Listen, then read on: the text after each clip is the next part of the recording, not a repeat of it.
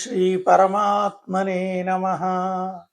శ్రీమద్భగవద్గీత చతుర్దశోధ్యాయము గుణత్రయ విభాగ యోగము 1వ శ్లోకము నుండి 8వ శ్లోకం వరకు భావసహితంగా. శ్రీ భగవానువాచ పరం భూయః ప్రవక్ష్యామి జ్ఞానానం జ్ఞానముత్తమం యజ్ఞాత్వా మునయః సర్వే పరాం సిద్ధిమితో గతాః. శ్రీ భగవానుడు పలికెను, జ్ఞానములో అత్యుత్తమమైన పరమజ్ఞానము నీకు మరల తెలుపబోచున్నాను. ఆ పరమ జ్ఞానమును తెలుసుకొనిన మునులు సంసార బంధముల నుండి విముక్తులై పరమసిద్ధిని పొందిరి. ఇదం జ్ఞానముపాశ్రిత్య మమ సాధర్మ్యమాగతాః సర్గేపి నోపజాయంతే ప్రళయేన వ్యధంతి చ. ఈ జ్ఞానమును ఆశ్రయించిన వారు నా స్వరూపమునే పొందుదురు. అట్టి పురుషులు సృష్టి ఆది యందు మరల జన్మింపరు, ప్రళయకాలమున వ్యధనొందరు. మమ యోనిర్మహద్బ్రహ్మ తస్మిన్ గర్భం దదామ్యహం సంభవ సర్వభూతానాం తతో భవతి భారత.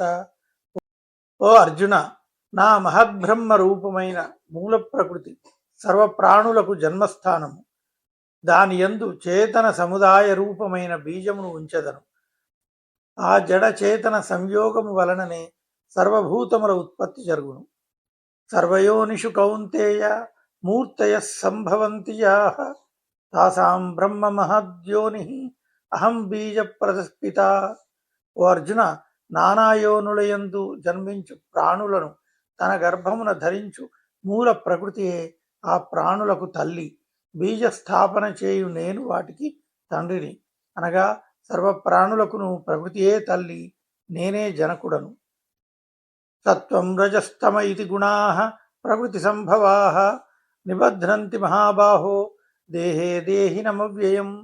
ఓ అర్జున, ప్రకృతి నుండి ఉత్పన్నములైన సత్వరజస్తమో గుణములు నాశము లేని జీవాత్మను శరీరమున బంధించును. తత్ర సత్వం నిర్మలత్వాత్ ప్రకాశకమనామయం సుఖసంగేన భద్నాతి జ్ఞానసంగేన చానఘ. ఓ పాపరహితుడా, ఈ మూడింటిలో సత్వగుణము నిర్మలమైనది కనుక ప్రకాశమైనది, వికారరహితమైనది. కానీ అది సుఖ సాంగత్యము వలన, జ్ఞానాభిమానము వలన మనుజుని బంధించును. రజోరాగాత్మకం విద్ధి తృష్ణాసంగసముద్భవం తన్నిబధ్నాతి కౌంతేయ కర్మసంగేన దేహినాం. అర్జున, రజోగుణము రాగాత్మకము, అది కామము ఆసక్తుల నుండి ఉత్పన్నమగునని ఎరుంగుము. అది జీవాత్మను కర్మల యొక్కయు కర్మఫలముల యొక్కయు సాంగత్యముతో బంధించును. తమస్త్వజ్ఞానజం విద్ధి మోహనం సర్వదేహినాం ప్రమాదాలస్య నిద్రాభిః తన్నిబధ్నాతి భారత. అర్జున, తమోగుణము సకల దేహాభిమానులను మోహితులనుగా చేయును, అజ్ఞానం వలన జనించును. అది జీవాత్మను ప్రమాదాలస్య నిద్రాదులతో బంధించును. ఓం తత్సత్. సర్వే జనాః సుఖినో భవంతు. రేపటి వీడియోలో మరికొన్ని శ్లోకాలు చదువుదాం.